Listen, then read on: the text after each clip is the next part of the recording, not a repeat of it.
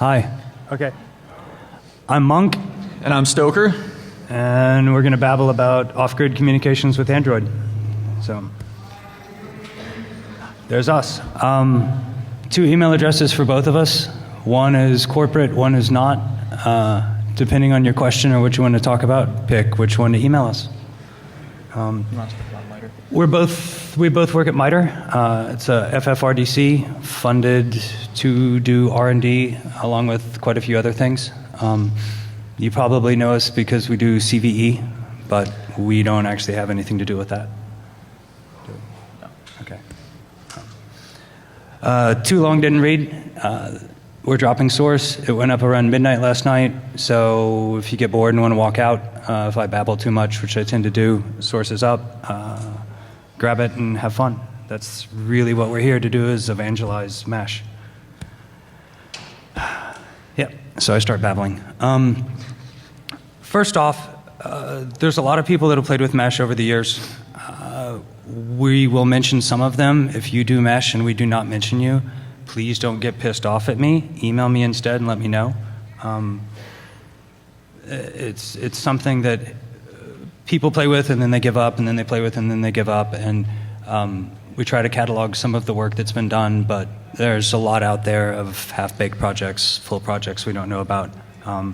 Let us know. We really just want to collaborate. If all you're doing is Wi-Fi tether, awesome, but please don't email me. It's a little boring. Sorry. So, the first problem that we really wanted to solve with MASH is what happens in situations like this. Fukushima, horrible disaster, cell networks went down, Wi-Fi went down. There was a lot of people that wanted to call their family and just say, hey, I'm okay. Or people that needed emergency help, and networks went down. They're basically stuck back in the dark ages. Happened in Katrina, happened in Haiti. Put any recent natural disaster you can think of. I mean, cell networks go down. The towers are designed to handle about an 80% capacity. They go above that and the hardware dies. I mean, it's just what happens. There are other times where networks go down that this is also kind of meant to combat. Okay. So why do I care about MASH? In general, I hate physical infrastructure. I think it's flawed. I think it's something that we used to have. I really don't think we do anymore. As technology progresses, we don't need single points of failure. They're hopefully becoming obsolete if we get our point across today. Cell networks die. I've kind of already mentioned that. Wi-Fi networks die. Plus, to get a Wi-Fi network in a remote area, you've got to have power, you've got to have internet. All that just to send an SMS between two people is really not necessary. So yeah. Having said that, with the mesh that we're dropping today, if you do want to hook up to another network, internet, whatnot, we can bridge between them. But the main point of the mesh that we're doing is to be a headless, infrastructureless paradigm. So again, single point of failure. I hate them. I think they're dumb. They're also kind of a single point for sniffing, single point for filtering. Also not really great things. We don't like that. I don't trust someone else being able to basically jack into that single point, so I don't want to have it. There should really be a funny pic below, but I cleared my phone out before I came to DEFCON of all personal information and lost it. But it's a story we'll talk about later, but we actually got flagged as terrorists when we were doing a demo earlier this year that was kind of funny. But it's basically a skinny guy in a tree and me in a tree climbing up, duct taping phones to trees. So stick around to hear the story. You can imagine how close phone duct tape to a tree looks like a bomb. Especially with like 2 battery packs jacked onto it. I mean, I've been trying to evangelize this for a while. It's just, I mean, we've all got smartphones, and they're pretty cool, except for the people that are really smart and have flip phones. At DEFCON, y'all guys rock. I mean, they've got a Wi-Fi chip. They've got basically dual processor, tons of sensors, which I'll babble about later again, lots of memory and power. And the most boring thing on the smartphone to me is that screen that blinks. I don't know. Once you get to the blinky screen, you're writing apps, which awesome, but boring. So I'm going to hand it over to Stoker because I babbled for a while. But basically, we've done the boring part of coding all the framework, and he's going to go over that, and then I'll come back and babble some more. All right, so I'm Stoker. Before I jump in, I just want to say this is my first DEFCON, and it's also my first time speaking at DEFCON. So if anything goes wrong in this presentation, blame the noob. All right, so Monk gave the overview. I will go deep. I am a software engineer by design, and here we have our technical architecture. So in general, we're running Span on top of Android, on Android devices. Started with Android, we want to eventually branch out to iOS, Windows 8, Symbian, what have you. At the top here, you see we got various apps. You got a Blinky on a map, which many government organizations like. They have a lot of maps and a lot of things on maps. You can run like a peer-to-peer chat app, another app like VoIP, and all of those speak IP. So we use the standard Java networking interface on Android. You can speak TCP or UDP. And what happens is, using NetFilter on the device, because we got root, we can actually redirect all those packets to a transparent proxy we have running on the device. And then we can inspect them, take them apart, add things, do whatever we want. The cool thing about this is whatever app you have running, it doesn't need to be programmed against a specific mobile ad hoc network API. It just works transparently. You don't need to change your app whatsoever. And when we went out to Kansas City to test this stuff, we used a government app we won't speak about, but it did work. And they didn't need to make any modifications. So what happens is our transparent proxy intercepts these packets, and we route them to an Android service, which we call the reliable transmission layer, which takes care of security, encrypts the data, does public-private key encryption, and manages a TCP session if you want a persistent connection, which is kind of something you don't get over an ad hoc network. So there's a lot of trickery involved to doing that right that we're going to be investigating in the future. The thing about our service is the main thing it does is routes the data. So one of our primary concerns with this research is how do you route data reliably in an ad hoc network when devices enter and leave at will? The thing about an ad hoc network is you basically route the data through phones to get to your destination. So if you route it through 3 phones, then one of those phones in the middle drops out, you got to replan your route on the fly. So later on in this talk, we'll talk about routing protocols and what they are, and the good ones and the bad ones, and how to make them better. So that's the gist here.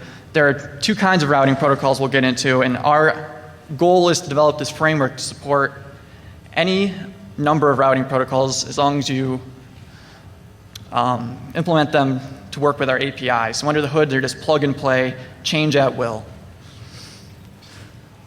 So here's the data flow. You got one app on one device, let's call it a chat app, and another app on another device, also a chat app. Data goes through the Java networking interface. You got your TCP, UDP socket, whatever. Intercepted transparent proxy, goes to our reliable transmission layer. We route it using our protocol. And then it goes back up to the transparent proxy, gets sent over to another device. Because I call this transparent proxy because the user doesn't even know it's running, and the app using it doesn't even know it's there. And the idea is because the data goes through these transparent proxies, it can kind of be called like a virtual VPN, or it's something that the app doesn't know about in that sense. So it's just a data pipe, which we think is really cool. So any app you have running on your smartphone can run over the MAN-A. And won't know. So ad hoc mode, this was the biggest trick. These smartphones by design are intended to stay in what's called managed mode, which is what they use to connect to an access point. You can imagine that the vendors and carriers don't really want you to put your phone in a mode that allows you to speak directly to another phone, because then you don't have to send it over their data network. And that's why there's a lot of controversy around like Wi-Fi tethering. Essentially, we took Harold Mueller's Wi-Fi Tether for Root Users app, took it apart, and used it as the basis for what we have. So thank you, Harold, if you're listening or will ever look at a DEFCON presentation. So what we needed to do was we looked at Harold's stuff, and what he has there is an Edify script for putting the phone in ad hoc mode to do Wi-Fi tethering. An Edify script is basically used on Android to do like over-the-air updates. So we take the same approach just to setting the phone in ad hoc mode, because you could do some cool things inside the script that you can't really do from a typical Android app. Harold eventually stopped putting phones in ad hoc mode to do Wi-Fi tether. He started using something called Soft AP, which allows your phone to act like an access point. That does not work for Wi-Fi. It does not work for the mesh network, because the phones actually have to be in ad hoc mode and not as access points. So what we needed to do with some of the phones, specifically the Galaxy Nexus, is recompile the kernel with wireless extension support. So thankfully, most vendors open source their stuff so that we can recompile it. You know, using typical Linux means, using menu config, selecting the things you want in it. And then we dumped the Z image and the any kernel tree, so thanks to the guy for developing any kernel. And from there we flashed the resulting image using Clockwork Mod Recovery. So this is all stuff any Android hacker knows about. What we do want to say is that we love Broadcom. The Broadcom Wi-Fi chipsets are awesome, we think. They work really well for our needs. Have them in Android phones, have them in iOS, have them in Windows phones. That's why we think that eventually we can get this working on a variety of different devices. So here on the left we have a number of devices, and there on the right the wireless chip. As you can tell, typically a Broadcom BCM 43 something something. Tends to work really well. Right here we got an Asus ePad transformer. It's running the Azure Wave wireless chip, which is actually just a rebranded Broadcom chip. So that works well for us. The thing we don't like in this list is the Motorola Razr Max, which uses a Texas Instruments wireless chip.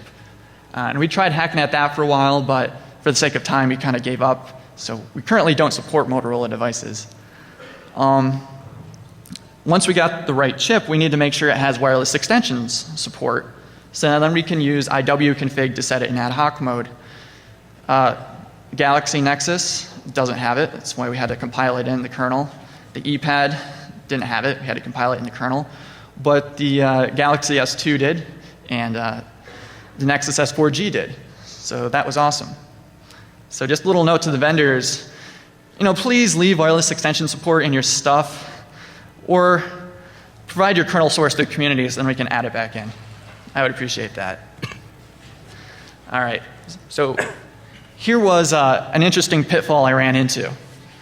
When you have an ad hoc network, you're constantly broadcasting, hey, I'm alive. And somebody gets that broadcast and they're like, oh, he's alive. I can send info to him and I can add him to my mesh and I can route through him. So your device is always on. It's always sending out these hello messages. And that's really the core of a mesh network. Problem is, we're doing this over UDP because we don't want to do the whole SYNAC thing with TCP, and that just eats up more bandwidth, and it's not a reliable network, so it doesn't make sense. Problem with the UDP on Android ICS devices and lower is that if the screen is off, it can't receive UDP. Why? I don't know, except that we think it's because they wanted to save battery life. So somewhere down in the Wi-Fi driver level, they're actually filtering out UDP messages when the screen is off. So what's the first thing we wanted to do? We'll force the screen to always be on. That makes a lot of sense. Eats up a lot of battery, but we'll strap on a big fat battery pack to the back and move forward. All right, so we actually got it to the point where you could press the power button and the screen would come right back on, which is kind of a cool little hack, and we did it using a wake lock, and an intent filter, listening for the action screen off intent. And it seemed to work pretty well, but when we were in Kansas City, we realized that the phones would go dead pretty quick, and there has to be a better way, right?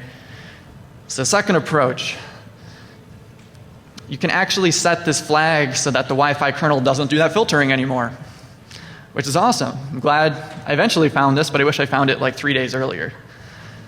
So you can sometimes set this flag when you're actually using insmod to load the kernel.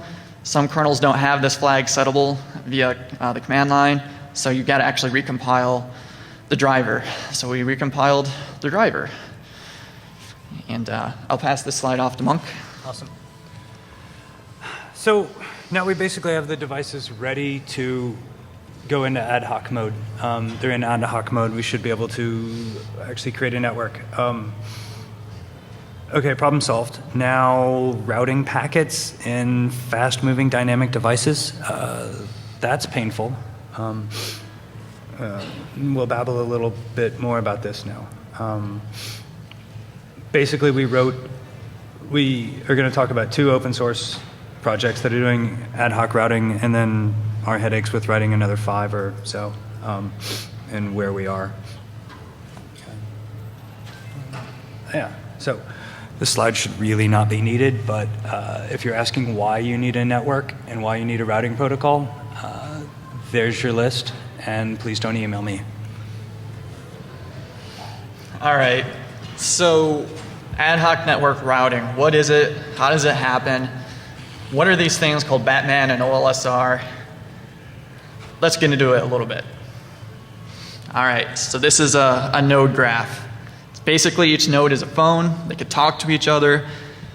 If there's an arrow between nodes, it means data can be sent from, example, D to A, but not A to D, because these links between these phones aren't always symmetric. Sometimes there's interference, or sometimes one phone transmits data at a higher power level than another phone.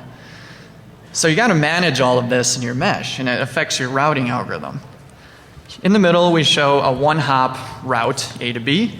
And on the right, we show a 2-hop route, A to B to D.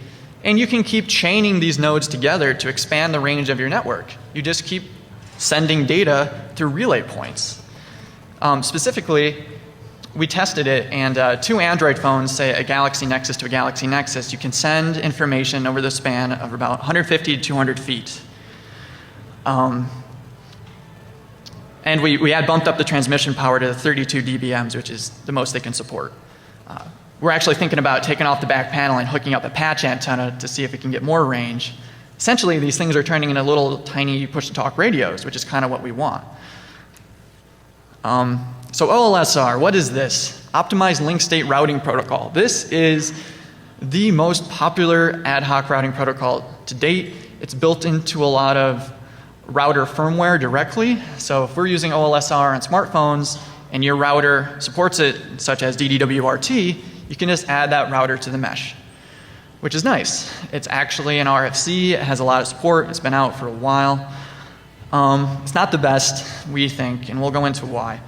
It's a link state protocol, which means that the nodes know who they can talk to. They know the edges in the network, but they don't know, like if Monk had a phone, I don't know what routes he is using. I only know the routes I'm using, and I only know that I can talk to Monk.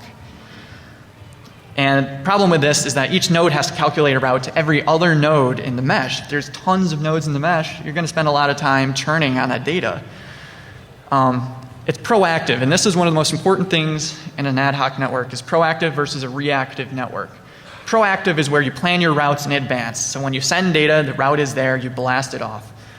Reactive is, I don't know anybody else exists until I want to send data. I'm lazy. So I want to send data, I plan my route on the fly, data kind of gets buffered up for a while, it's a little bit laggy, and then we can send it out once we plan that route. But OLSR is proactive, people like it because when they need to send data, the route is there. It uses Dijkstra's open shortest path first algorithm for people that remember their comp sci, and it works at the networking layer. Some algorithms work at the one layer lower than that. All right, so how do you figure out that your neighbor exists? Well, A constantly broadcasts out hello messages at like 5-second intervals, which is very quick, and you can understand that burns a lot of power. B is eventually going to say, oh, I got a hello message from A. And then B is going to send a hello message of its own, and A is going to get it. But in B's hello message, it's going to say, it's going to list all of the nodes that it knows about. So A sends to B, B learns that A exists, B sends back to A, and in that message, B had told A that B knows about A. And then A says, oh, okay, cool. B exists and B knows about me. Let's form a symmetric link. A knows about B, B knows about A, they're best friends forever. So that was like a one-hop link. But you can also like do two-hop links where A sends to B, B sends to C, and then C knows that through B it can talk to A, because B basically rebroadcasts A's message. And so through this series of proliferating broadcasts, everybody knows that everybody exists. You can understand there's a lot of data on the network, and you can run into throughput problems, which is why reactive protocol might be a little bit better. There's also a thing called a multi-point relay in OLSR, which is like you choose one of your neighbors to send all your data to, and he sends it to everybody else. Sounds good in theory, because now that one guy takes care of most of the work, and if he's plugged into the wall, he has unlimited battery, he has unlimited power, he can take care of most of the heavy lifting. Problem is in an ad hoc mesh network with smartphones is that that guy can drop out. So if you assign a guy to be your oracle or whatever, and you send him all your data and he drops out, well, now you got to find another one. And if he's the NPR for multiple nodes, everybody's blasting that guy with all their data, and he is a choke point. That's why we don't really like the idea of multi-point relays. What these bullets on this slide are saying is you choose your multi-point relay based on the node you send data through to get to your most two-hop neighbors. So C and D in this are the two-hop neighbors of A. B talks to both C and D, so A chooses B as its NPR.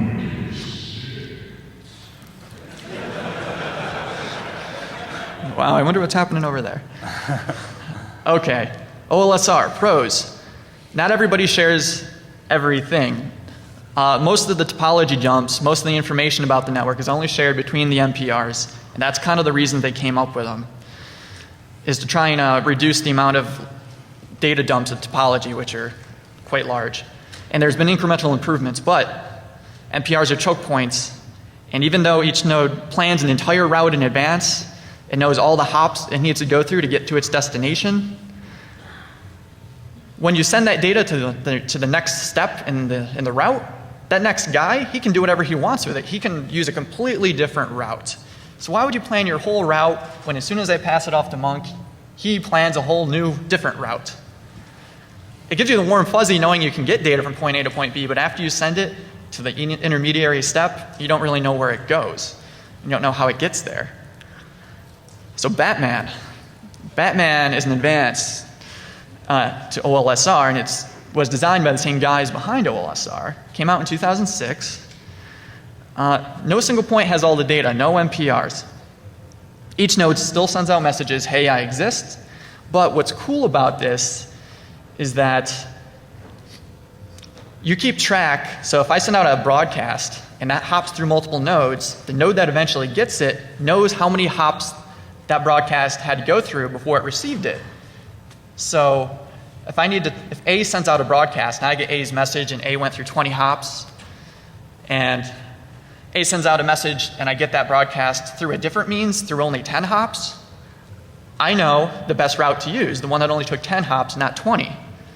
And I know the last guy who sent me that message, so I can blast the data off in his direction so that he takes care of it. So I can blast it off in the direction of the 10 hops instead of the 20 hops, because that makes a lot more sense. It's going to get there a lot quicker. So in that sense, you kind of have a very local scope. You don't have to do as much data churning at all. And basically, I just said what's on the slide. So where are we today? OLSR is most popular. Batman's gaining traction. We like the idea of Batman a lot more, but we can do better, and so can you. And I'll pass it off to Monk. Yes. So if you want to work on routing protocols with us, because you see flaws in these, please, please, please email me. I think I get to babble about Reactive now. Oh, yeah, okay. So thinking inside the phone, blah, blah, blah. Smartphones have sensors. We should really use them. Both of the protocols that Jeff talked about, they burn battery like crazy. I hate it. They're also not optimized for the actual platform. So the first thing that we should be doing with routing protocols is the phone itself knows when it's charged. It knows how much battery it has. It would be kind of awesome if the network itself routed around that data. So if I'm plugged into a wall and charging, route through me. It's not like you're going to burn my battery down. If I've got 10% left, please maybe find another route. GPS is really costly to hit. Assisted GPS is quite a bit cheaper, but it at least lets you start clustering devices. So, don't pick routes that just kind of go around in a circle. Try to optimally figure out where your phone is and where 2 or 3 other phones are. If you're physically trying to send data from point A to point B, look along that line. And the accelerometer. So GPS is expensive to hit as far as battery. Accelerometer is damn near free. And you can get all your vector information out of it. You can get speed. The other bonus of speed, if you're looking at routing protocols, is if I'm moving fast through an area, don't route through me. That's dumb. Don't build a routing table around me being there. I'm not going to be there. And on the flip side, if I'm sitting still, maybe prioritize me in your routing tables. So reactive, I love these things. Don't really keep a routing table. There's no reason to map out the network beforehand. I mean, why? We're talking about highly mobile devices, highly dynamically changing topologies. There's just not much point if you're actually doing phones in people's pockets. If you're doing phones taped to batteries, duct taped to trees, then yeah, by all means. But we're moving around. Our protocol should really be cool with that. So once we get into reactive, then we can start looking at the sensors on the phone. We can start playing with motion. We can start playing with location. And start adding these in to actually optimize how the data is moving through the network. We can basically power level the whole network, so you're not burning one person's battery a whole lot more than someone else, which is kind of cool. So downside comes with throughput. We can, every time you want to send a packet, basically you have to build a route to that packet, which, a route from point A to point B, which means that throughput, at least for initial handshakes and whatnot, is considerably slower.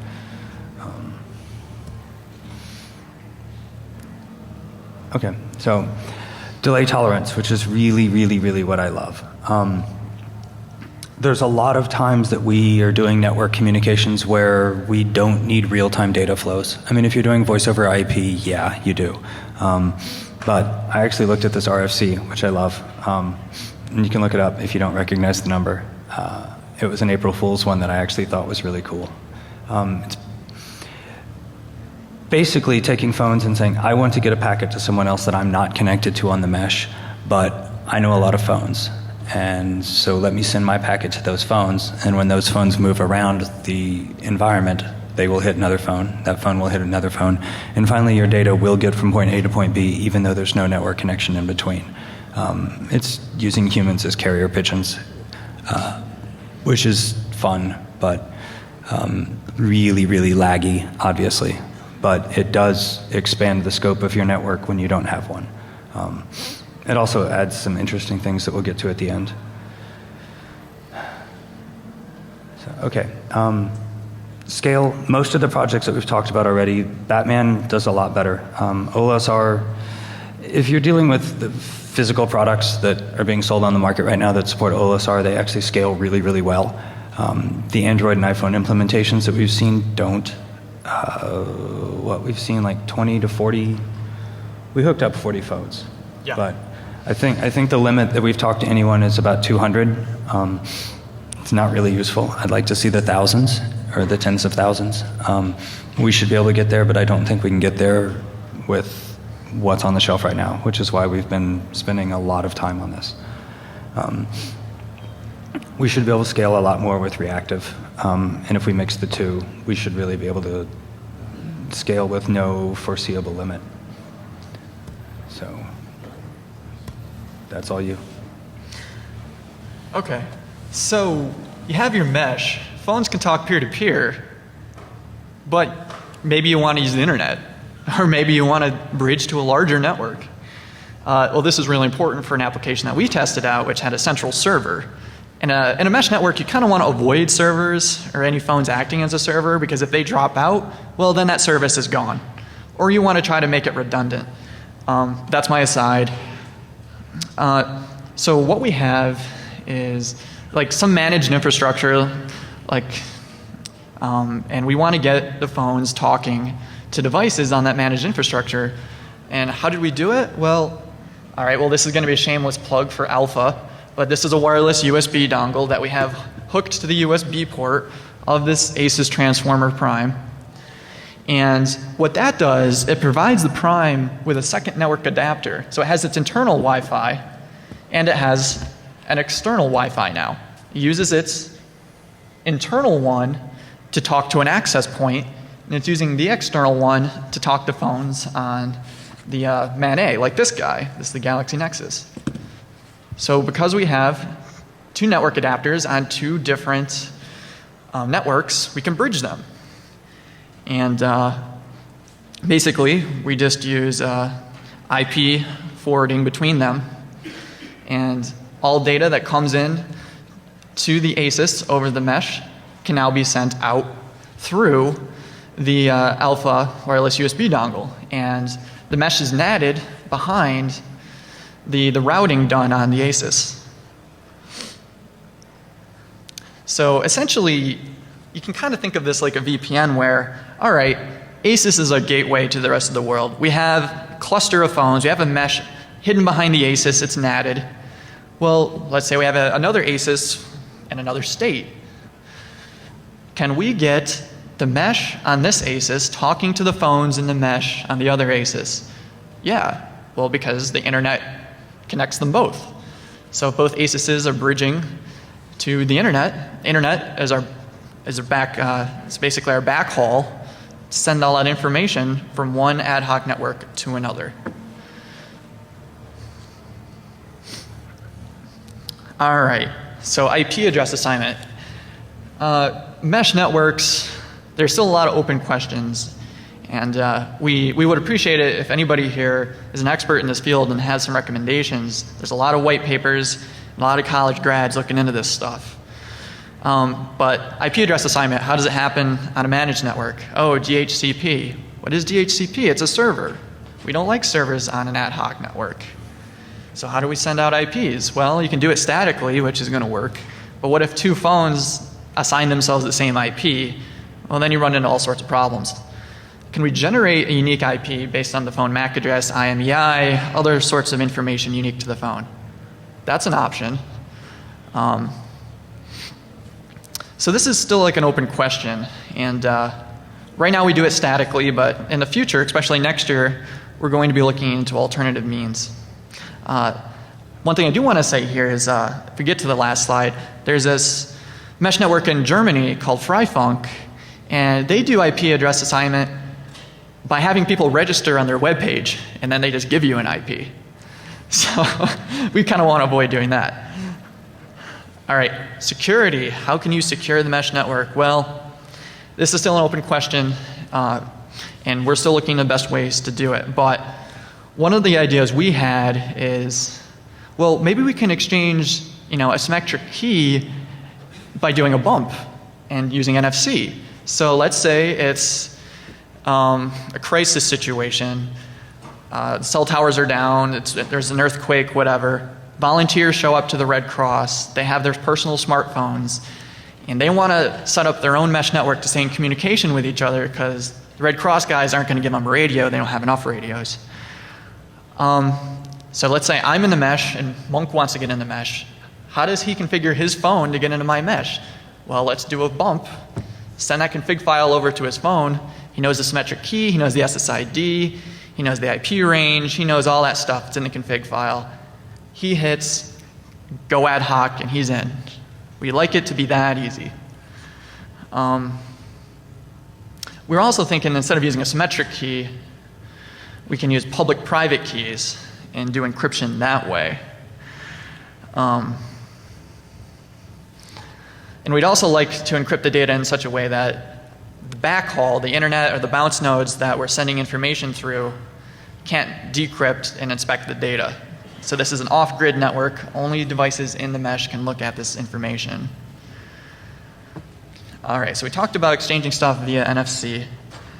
We can do symmetric encryption using Diffie-Hellman key exchanges, but then again, there's still a lot of overhead with doing that every time we want to talk to a new peer. I still like the idea of the public-private key pair. Thing is, we don't want to use like a certificate authority or a third party to try and manage distribution of the keys because we're in a mesh and you might not have access to one, and that's just additional overhead. So there's this project out there called Serval, and I really want to give a nod in their general direction. They're in Australia. I don't know where that is from here. But they have really looked at a lot of these tough questions, and we have some links at the end of the slide. I don't know if we'll get to. But Serval has come up with a solution where they basically take a 256-bit public key and they generate it, and that becomes your IP address. And that IP address is basically intrinsically distributed over the network because, you know, that's what networks do. You send out your packets, people know who's on there. And if you get a hello message, you can basically inspect the header, say, oh, we got it from this IP, that's his public key. Now if I ever want to communicate with that guy, I use that to do the public-private encryption. He uses something called CryptoBox to do the encryption, and he also uses something called CryptoSign so that people can sign their broadcast traffic. Basically, I guess CryptoSign is a way to use some handwritten gesture or something on the device to prove that it truly is you who is sending this traffic. So that's how they sign the broadcasts. So then some guy who just realizes there's a mesh network set up can't just send his own broadcasts and try to get on the mesh. We want to talk about new features in ICS. Apparently, Ice Cream Sandwich has this android.net.wifi.peer-to-peer API. And it's like, oh, cool. It seems like something we can use for an ad hoc mesh network.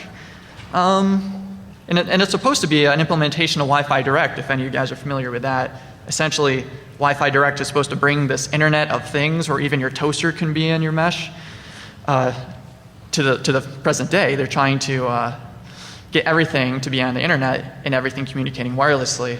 And that's kind of what Wi-Fi Direct is all about. And apparently these devices have a Wi-Fi chip that'll support it. It's just the driver implementation or something else is locking out all the features. So it's kind of a lame partial implementation of the spec. It didn't really work for us. It kind of works like Bluetooth pairing, where one guy has to be like in discovery mode, and basically it's a very manual process of saying, oh, well, I have to be discoverable, and Monk notices that I'm available to talk to, and then he has to click me on a list so then we can establish a link. It's cool for sharing video and whatnot, but it's very manual, not good for an ad hoc network where you want everything to happen behind the scenes. Maybe this will change in Jelly Bean. I haven't really looked into it very much. I think it's going to be a few more iterations beyond that to implement the full spec if they choose to do so. Okay, so root is required.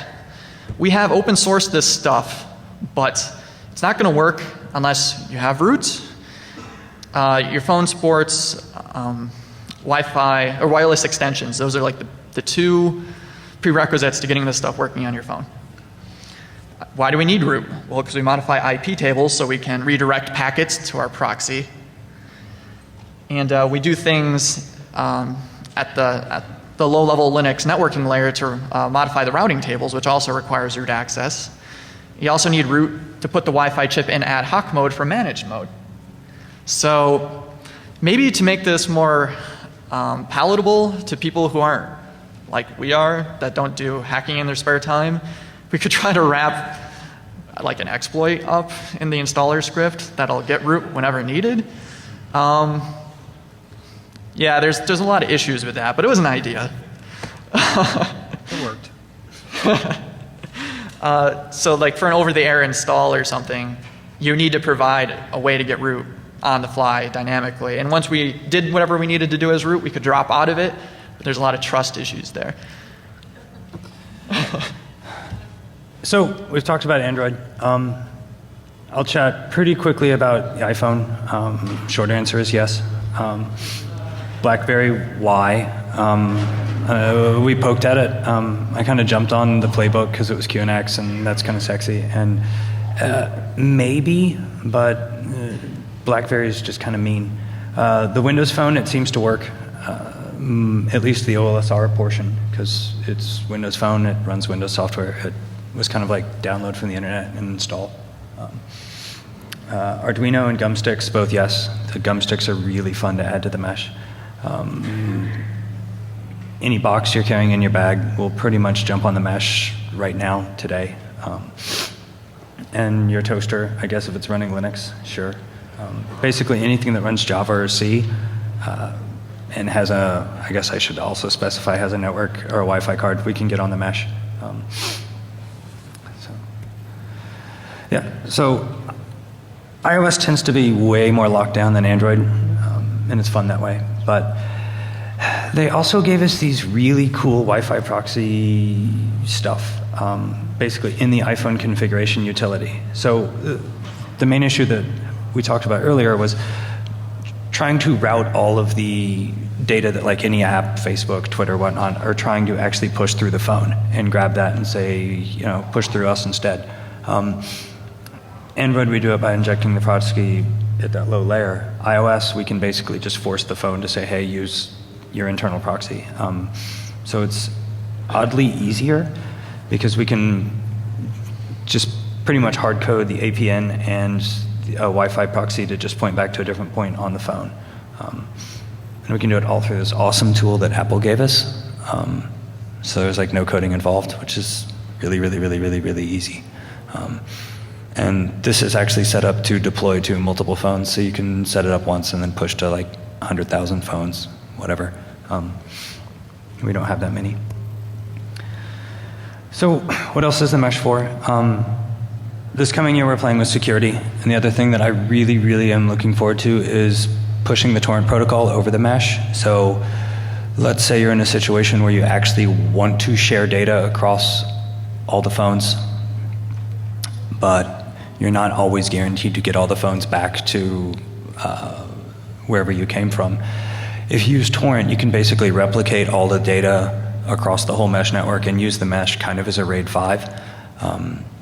At which point, let's say you deploy 200 phones and you get 50 of them back. You haven't actually lost any data that you collected out in the field or at an event or wherever you actually had the mesh living and breathing.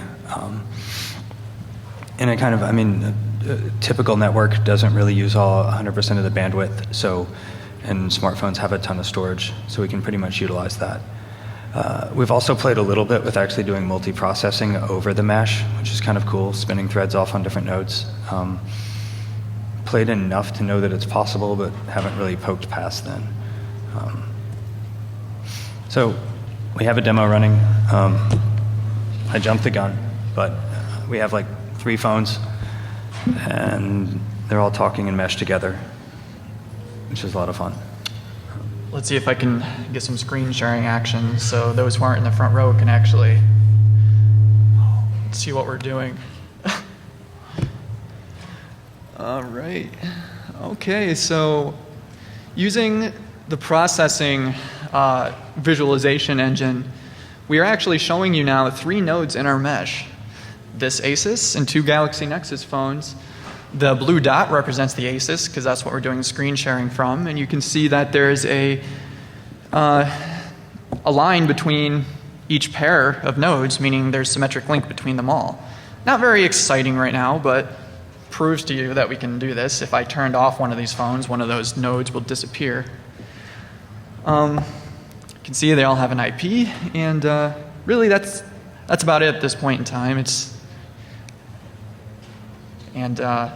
Go back to the presentation here. All right. Lost your mouse. Yeah, I lost it. Cool. back to the beginning. So let's get some scrolling action here. What? All right, we were that dumb, and the demo did work. These are going to be up here at the end if you want to take a closer look at the app itself. Or, you can go to GitHub and try to deploy it yourself. We really would appreciate that. All right, so what else is out there? We talked about Serval. We talked about FryFunk. Let's give you a little bit more information on what those guys are. We would like to do some collaboration in the future, if that's possible. So FryFunk, these are the guys where you can register for an IP on their website. Stands for German for free radio. As you can read, it's like a grassroots initiative to get open radio networks in Germany. They use specialized OpenWRT firmware to get OLSR and Batman running over that network. They have tested a mesh with 500 plus nodes, so like bravo to them. They have proven that this stuff actually does work, and through them there have been many improvements to these two routing protocols. Serval, these are the guys in Australia. It's led by Dr. Paul Gardner-Stephen, and their idea was very similar to ours. They started before us, and they have some things we don't, and we have some things they don't. And they wanted to get an Android ad hoc network up and running in the remote regions of Australia. So they got VoIP working, which is something we're still working on. You can then send SMS over their stuff. They have a distributed mesh data called Rhizome. They have a map, they have microblogging. They have a lot of stuff. Some of it works great, some of it's still being developed. The thing they have, though, is a special API for using their services. I don't know if they have a special API for sending data over their network either, but we really wanted to avoid that so that any app running on our stuff can work without knowing about the mesh. I don't know if their stuff supports that at this point in time. So future work for us. VoIP, you got these phones, you like to use them to talk to each other. Using SIP-Droid, we can pull out a lot of their stuff and get it working over the mesh. IP address assignment still open. Static works. Static's not going to work when you have 500 people in the mesh. There's going to be a lot of collision there, most likely. Evaluate Serval's approach to security. Like I said before, that's using your public key as your IP address. Work more on iOS and Windows 8 ports. So once again, this is the GitHub repo. Monk set it up, so I guess he gets all the credit for that.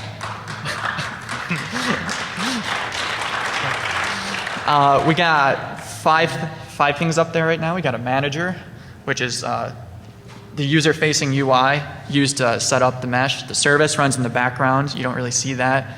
That does the communication. A logger, so you can log info about the mesh or use it for debugging. Visualizer, which you saw up on screen. And a customized version of OLSR running in the background. Eventually, we're going to be using Batman. Let's do Q&A. Just leave that up. All right, so these are the open source projects used. You can take a closer look. We did the right thing by GNU, and we open sourced our stuff too. So we're going to open the floor up for Q&A. And if not? If we have. Oh. Yeah. Click checking. We haven't cared at that level yet. How about that? A little bit more, like, or what do you see as the possibility of Well, so our main focus this year has been just providing the low-level network that then people can build off on. So I'm worried less about things like clickjacking and the higher level things than I am about spoofing or.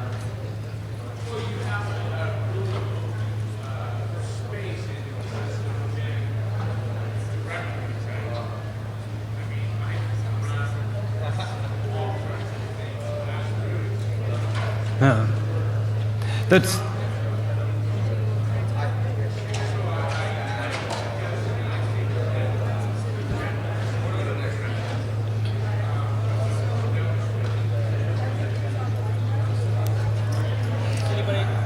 I guess we could talk more if you want to come up to the stand.